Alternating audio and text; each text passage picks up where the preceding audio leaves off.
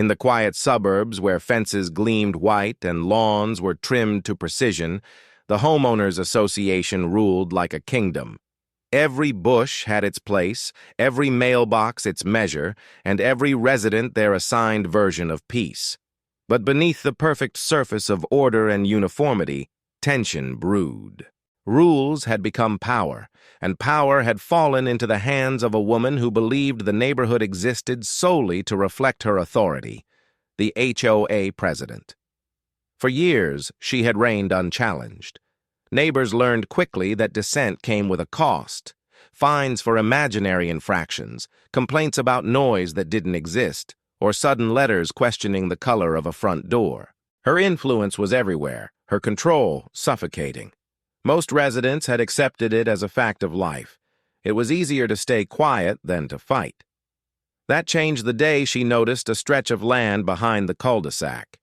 It wasn't manicured or fenced, just a quiet piece of green that rolled into a small grove of trees. To her, it looked unkempt. Wild grass, uneven soil, a disruption to the HOA's sterile perfection. In her eyes, it was an eyesore, a blemish that needed correction. She began asking questions, but the answers didn't please her. The land, she was told, didn't belong to the HOA. It was part of a larger estate, one that had existed long before the neighborhood was built. The property line, drawn decades ago, clearly separated the association's reach from the privately owned tract. But to the president, that didn't matter. She saw unused land, and in her mind, that made it fair game. Her plan started small. She ordered landscapers to maintain the area, charging the costs to the HOA's communal funds. Soon after, she instructed a few board members to place signs declaring it a community park, open to residents only. Benches appeared, along with a walking path cut straight through the middle. She paraded her accomplishment at the next meeting, boasting about how she had reclaimed land that was wasted. But the land wasn't hers to claim. The true owner had watched in silence, at first amused, then irritated. He had seen such arrogance before, people mistaking possession for authority, confusing boundaries with entitlement. He was a man of quiet patience, one who preferred reason to confrontation. But when the signs went up, and strangers began walking their dogs across his property, patience turned to resolve. He sent letters. At first, polite, then firm. But the HOA president, shielded by her illusion of power, dismissed them. In her mind, no one would challenge her. After all, she had the backing of the community, the bylaws, and the confidence of someone who had never been told no. She had no reason to suspect that this particular property owner was not like the others she had bullied into submission. And then came the morning that set everything in motion. A construction crew arrived at the edge of the property, hauling equipment meant to install a small gazebo, the crown jewel of the community park. The workers unloaded tools, measured the soil, and marked their dig sites with bright orange flags. The president watched proudly, clipboard in hand, envisioning the applause she'd receive at the next board meeting. But as the first shovel broke ground, a truck rolled down the dirt path, one that didn't belong to the HOA. Its arrival brought an uneasy silence. Out stepped the landowner, his expression calm but unyielding. Without raising his voice, he spoke to the workers, showed them documents, and pointed to the boundary line. One by one, they packed up, confused but compliant. The HOA president, furious at the interruption, stormed toward him. To her, he was just another obstinate neighbor standing in the way of her vision. To him, she was trespassing. The confrontation was inevitable, though neither raised their tone. It ended not with resolution, but with the HOA president's final declaration that she would call the police and have him removed. And so she did. She called the local police department, her voice laced with authority, claiming an aggressive trespasser was refusing to leave HOA land. Within minutes, patrol cars rolled into the cul-de-sac, their lights flashing against the manicured hedges. Residents peeked through windows, curious and anxious, eager to see what drama their president had stirred this time. The officers arrived expecting a simple neighborhood dispute, a misunderstanding between two property owners. What they found was far more complicated. The man standing calmly beside his truck wasn't defensive or nervous. He carried himself with quiet certainty, the kind of confidence that comes from knowing the ground beneath one's feet belongs to them, both legally and beyond question. The president hurried forward, eager to assert control, but when she began explaining, the man simply unfolded a series of documents, deeds, maps, and federal letters sealed in embossed signatures. The officers reviewed them in silence, their demeanor shifting. What had seemed like a routine call began to feel like something heavier, something beyond their authority. The president's confidence wavered. For the first time, she noticed the insignia on the documents, the seal of a government department. The landowner wasn't just a homeowner. He was someone tied to an agency far above her reach, and the property she had claimed so casually was not simply private land. It was protected land, under federal ownership. The officers turned to the president, their expressions unreadable. The realization dawned slowly, but its weight was undeniable. Her park, her triumph, her display of control, all of it had been built on land she had no right to touch.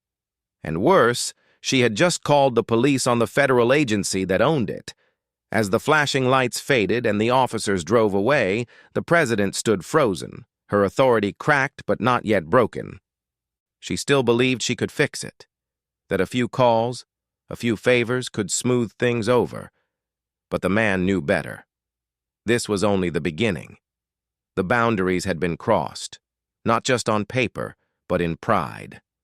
And pride, when challenged by truth, never retreats quietly.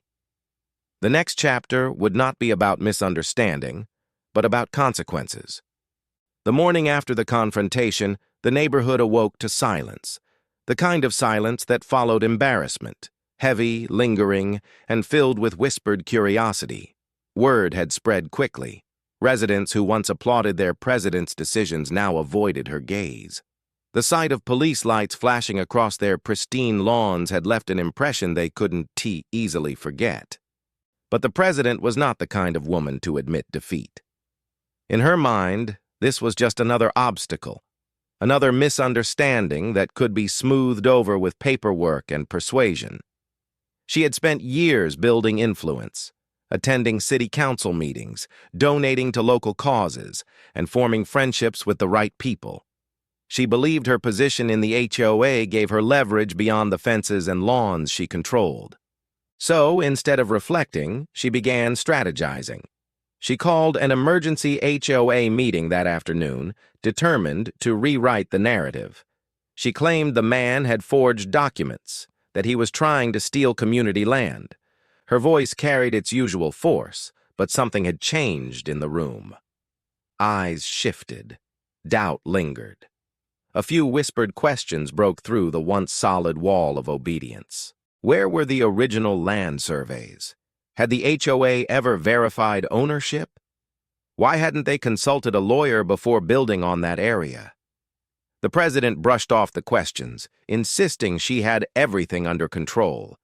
But control was slipping, and beyond the neat streets and trimmed hedges, forces were already moving that she could neither see nor stop. The man she had confronted, the true owner, had wasted no time. His calm demeanor during the encounter wasn't arrogance, it was assurance.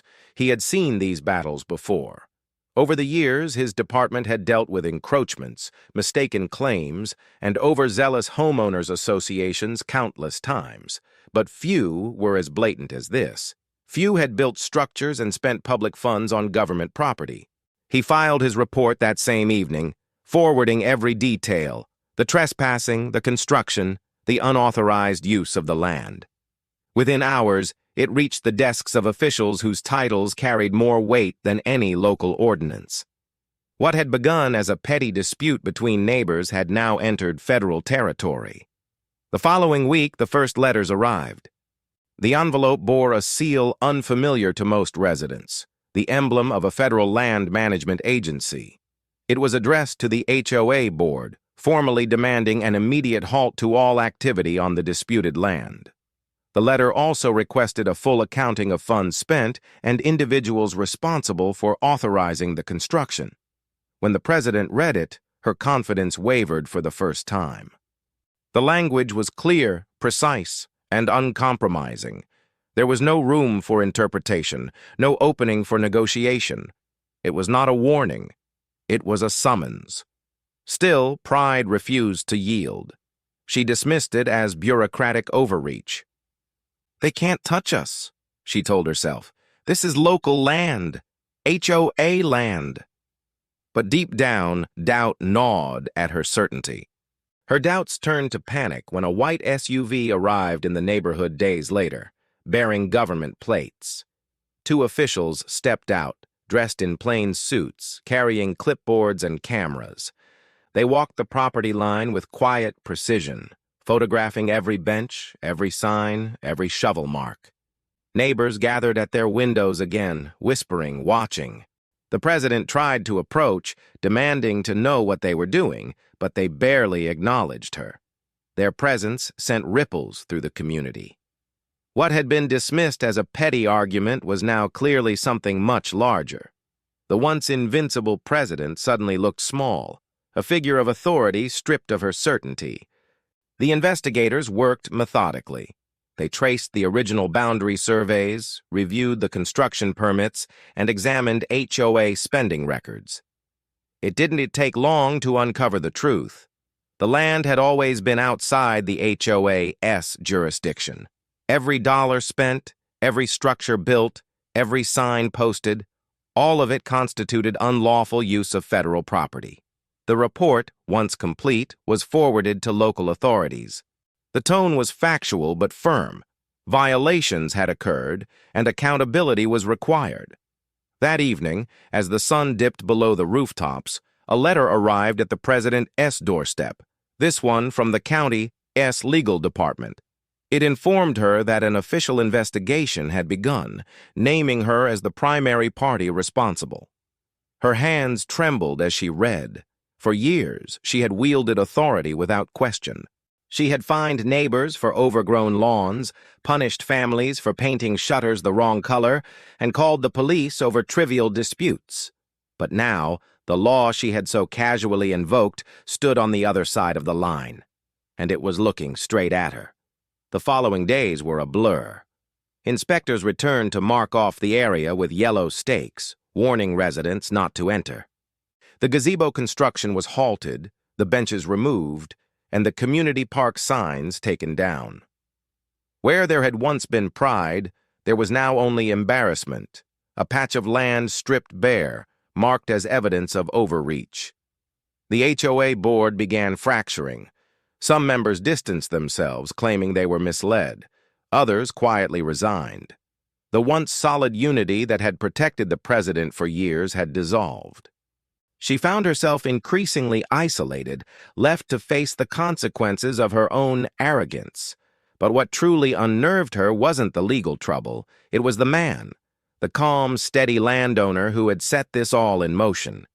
He hadn't gloated, hadn't threatened, hadn't even spoken to her since that first encounter. He simply watched, letting the truth dismantle her piece by piece. Late one evening, she saw his truck again, parked near the edge of the property. He stood quietly, observing as the last of the unauthorized structures were dismantled. The expression on his face was unreadable, not angry, not smug, just patient. It was in that moment she began to understand the depth of her mistake. This wasn't just about land, it was about boundaries, the ones she had ignored, the ones she had crossed, and the ones now closing in around her. But she wasn't ready to surrender. Pride, once ignited, is a stubborn flame. And as the investigation deepened, she made a fateful decision, one that would turn an already costly mistake into a public reckoning. The following week brought a sharp chill to the air, the kind that made the neighborhood feel quieter, emptier, and heavier. The once bustling cul-de-sac seemed to retreat inward, curtains drawn tighter, conversations whispered rather than spoken aloud. The HOA president, Once a familiar figure strolling confidently down the street, now moved like a shadow, cautious, deliberate, and constantly looking over her shoulder. But she wasn't finished. Not yet. Her pride had been bruised, not broken. In her mind, the investigation was an overreach, a misunderstanding born of paperwork and petty jealousy. She told herself she was protecting the community, maintaining order, doing what no one else had the courage to do. The land dispute, she convinced herself, was a battle worth fighting, not because she was right, but because she couldn't accept being wrong.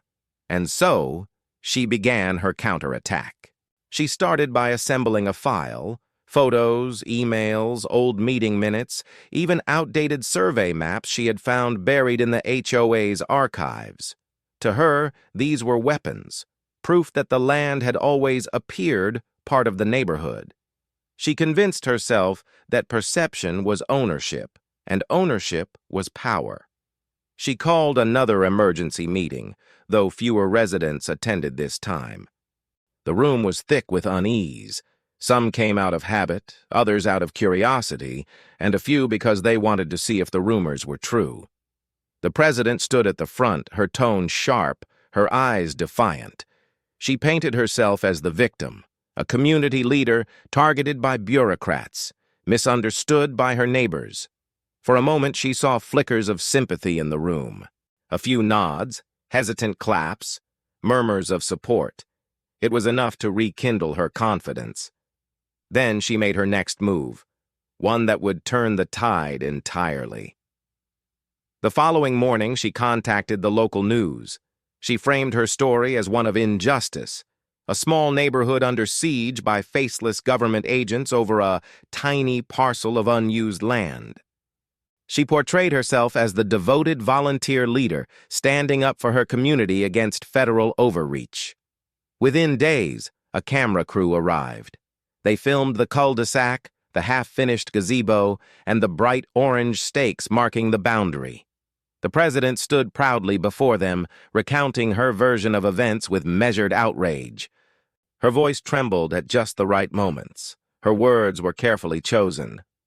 For a brief time, she believed she was winning back control of the story. But control is fragile when built on lies. The segment aired 2 nights later, and within hours, the truth unraveled. The same calm, steady landowner she had dismissed quietly reached out to the station, providing documentation the reporters had overlooked. By morning, an update was released. The land was confirmed to be federally owned, and the HOA had been notified months prior to cease all development. The story flipped overnight. What was meant to paint her as a victim now framed her as the aggressor, a reckless official who had defied warnings, misused funds, and called police on a federal employee acting within his rights. The comment sections filled with outrage, disbelief, and ridicule. Neighbors stopped meeting her eyes. Children whispered as she passed. The power she once held through fear had turned to pity, and worse, mockery. Still, she refused to yield. Pride is not easily extinguished. When reason fails, desperation takes its place. She began contacting local officials, trying to leverage old favors. Some refused her calls, others offered vague promises to look into it. She reached out to an attorney, but the moment he reviewed the documents, he declined to represent her. The evidence was too clear, the violations too severe. As her options narrowed, the consequences began to close in. The county issued a notice demanding repayment of all funds spent on the unauthorized construction. The federal agency, in turn, requested an official apology and full removal of any remaining structures. Each letter carried a weight she could no longer ignore. The board, sensing the inevitable, called a special session. For the first time, she was outnumbered. Longtime allies turned on her, voting to suspend her authority pending the outcome of the investigation. The title she once clung to, HOA President, was stripped away in a single, quiet vote. That night, she sat alone in her kitchen, the glow of her phone illuminating a dozen unread messages. neighbors demanding answers, reporters requesting statements, and board members forwarding legal notices. The empire she had built on control and compliance had crumbled in less than a month. Outside, the neighborhood had changed. The land she once claimed now stood cordoned off, guarded by signs warning against trespass. The unfinished gazebo lay dismantled in pieces, its wood stacked like a monument to arrogance. The walking path had been reclaimed by grass, as though nature itself was eager to erase her mistake. But what haunted her most wasn't the loss of power or reputation. It was the memory of that calm man standing beside his truck, silent, patient, watching. He hadn't needed to raise his voice or seek revenge. His strength came from truth, and truth had done the work for him. She began to understand that the line she crossed wasn't just physical, it was moral. The desire to control, to command, to impose her will, it had blinded her. And now, stripped of position and pride, she was forced to see the reality she had long denied. Still, a part of her clung to hope. That this would blow over, that the investigation would fade, that she could rebuild her standing. But fate, once set in motion, doesn't easily pause. Because the investigation was far from over. What began as a land dispute had grown into a full financial audit. Every expenditure, every fine, every fund she had redirected over the years would soon come under scrutiny. And when the auditors arrived, they would uncover far more than she expected. The first knock came early in the morning, sharp and deliberate, echoing through the once proud house like a final summons. The HOA President, no longer holding that title but still clinging to its illusion, opened the door to find two men in plain suits standing quietly on her porch. They introduced themselves with calm professionalism, showing credentials embossed with official seals. Their presence was not dramatic or loud, yet it carried the unmistakable weight of authority. They weren't there to argue about land. That part was settled. They were there for something much deeper, the money. The investigation had reached the next stage, a full audit of the HOA's financial activities under her leadership. Every transaction, every project, every expenditure tied to her decisions over the past 5 years would be examined. It was not merely about the unauthorized park anymore. It was about the pattern. The men were polite but precise. They requested access to the HOA's records, both physical and digital. And though she attempted to stall, to claim they were stored off-site, they already knew where to look. Within hours, they were seated in the community office, surrounded by stacks of folders, invoices, and receipts. The paper trail of her reign lay bare on the table. At first, she tried to assist, offering explanations that grew thinner by the minute. Every questionable expense had a justification. Community beautification, maintenance improvement, safety upgrades. But the auditors weren't interested in her stories. They worked in silence, marking documents, cross-checking numbers, noting discrepancies. Days turned into weeks. The cul-de-sac buzzed with speculation.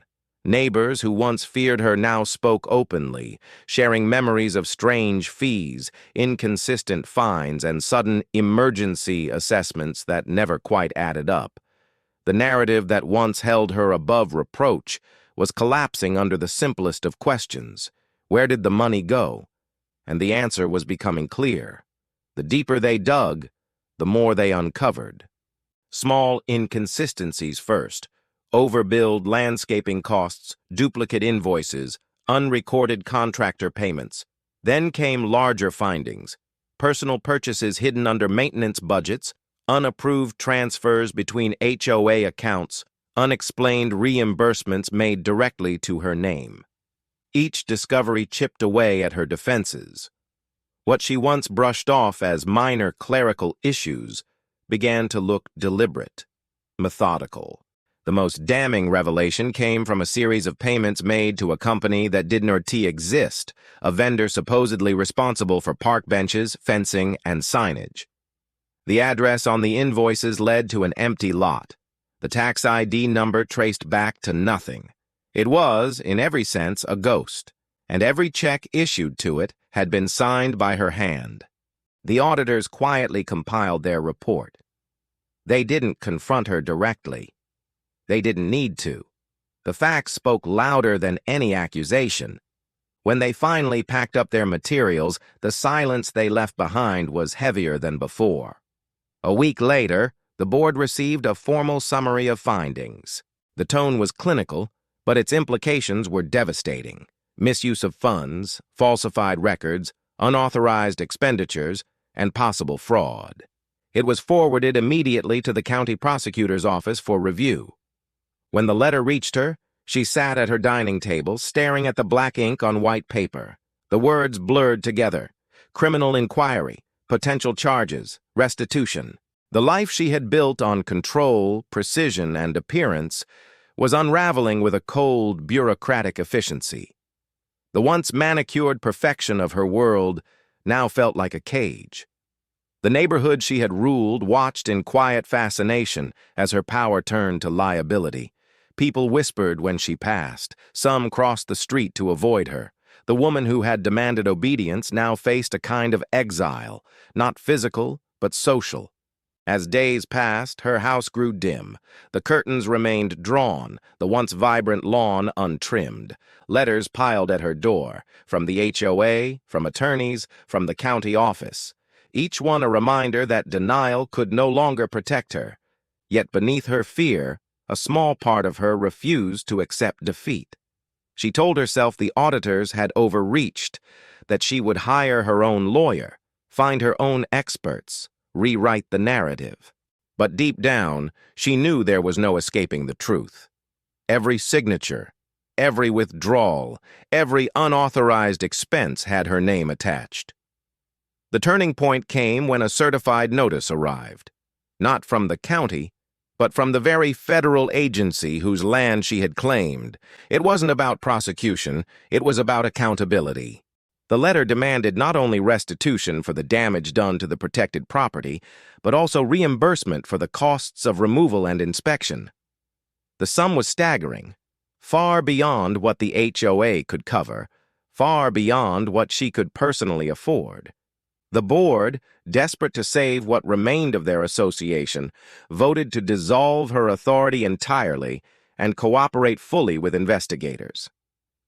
Her name was scrubbed from the official records, her access to accounts revoked, her key fob deactivated. The community she once ruled now viewed her not as a leader, but as a liability. The man, the landowner, quiet and composed, remained unseen through most of it. He didn't gloat, didn't interfere. He had done what needed to be done and stepped back. His silence was not victory, but closure. The land would heal, and so would the order she had shattered. But for her, the healing never came. As autumn settled over the neighborhood, she walked the edges of the property one last time. The benches were gone, the signs removed, the gazebo dismantled. In their place stood only grass, soft and growing wild again, a silent reminder of how nature reclaims what arrogance builds. Every step echoed with memory, the pride, the certainty, the refusal to listen.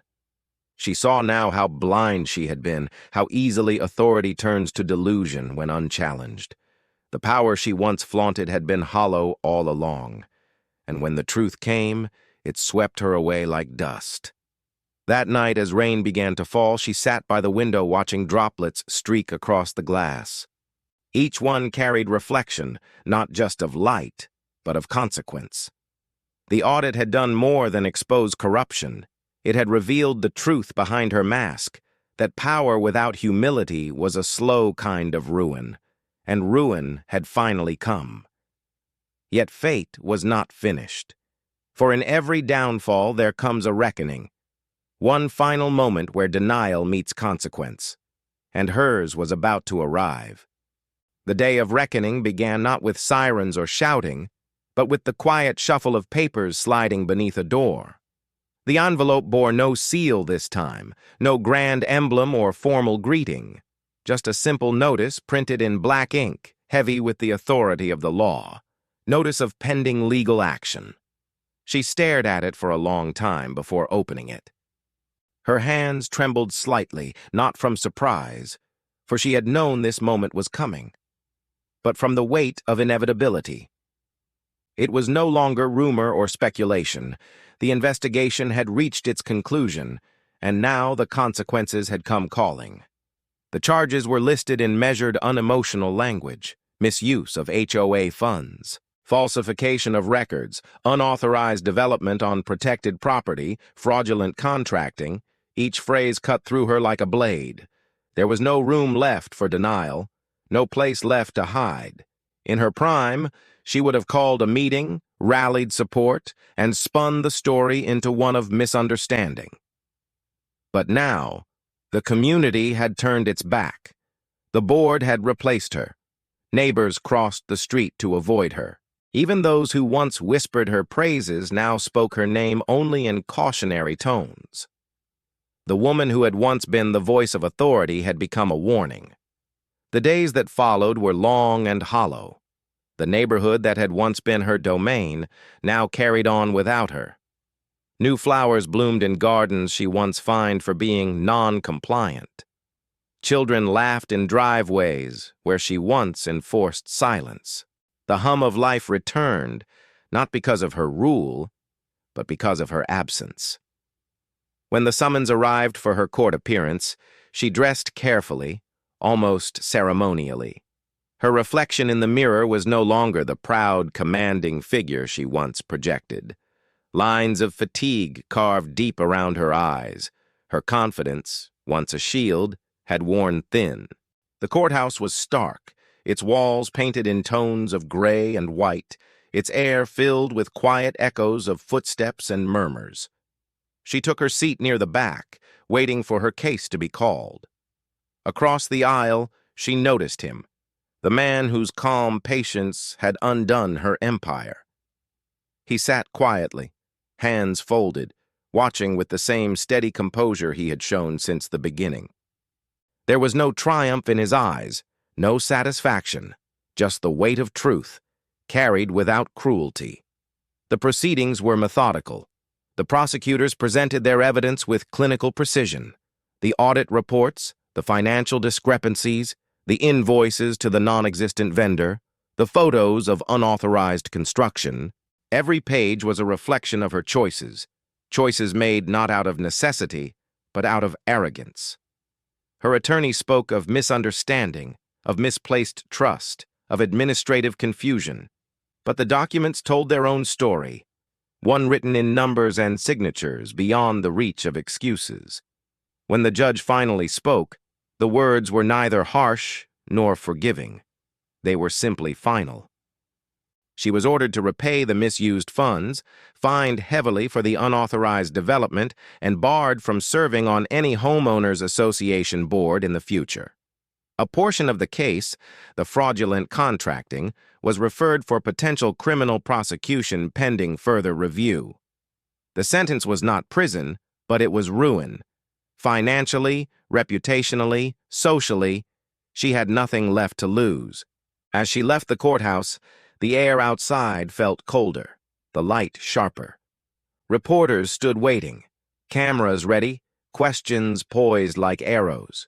She kept her eyes low, moving quickly past them, her silence more powerful than any statement. Back home, the world was smaller. Her once perfect lawn had grown uneven, her mailbox stood slightly tilted, her flower beds unkempt. Without her oversight, nature had returned, imperfect, unregulated, but alive, and for the first time, she saw beauty in it. Days passed, then weeks. Slowly, the tension that once filled her chest began to ease, replaced by something unfamiliar: reflection. She replayed every moment in her mind. The first boundary she crossed, the first time she ignored a warning, the first time she called the police on a man who had only sought respect for what was his. Each decision had seemed small in isolation, justified in her mind by authority and order. But together, They formed a path that led only here, to loss, to humility, to silence. One evening she saw the man again. He was parked near the boundary line, checking the restored markers, ensuring the land had been left intact. His work was nearly done. For a moment, she considered approaching him to apologize, to acknowledge the damage she had caused, but the words refused to form. Instead, she watched from a distance, letting the stillness speak. When he finally drove away, she stood alone at the edge of the property. The grass swayed softly in the breeze, the line between their worlds now clear, respected, untouchable. It struck her then that all she had ever needed to do was acknowledge it, to see that boundaries were not barriers but agreements. And in breaking that agreement, she had broken herself. Her life would go on, though never as it was. The HOA had moved on without her. New leadership brought new policies, fairer and quieter. The neighborhood began to heal. In their silence toward her, there was no hatred, only distance, the kind earned through consequence. But in that distance, she found a strange peace. For the first time in years, she had nothing to control, nothing to command. Only the sound of wind through the trees, the hum of crickets at night, the steady rhythm of a world that continued whether she ruled it or not. The reckoning had taken everything she thought mattered, her title, her pride, her illusion of power. But in its wake, it left something unexpected: understanding.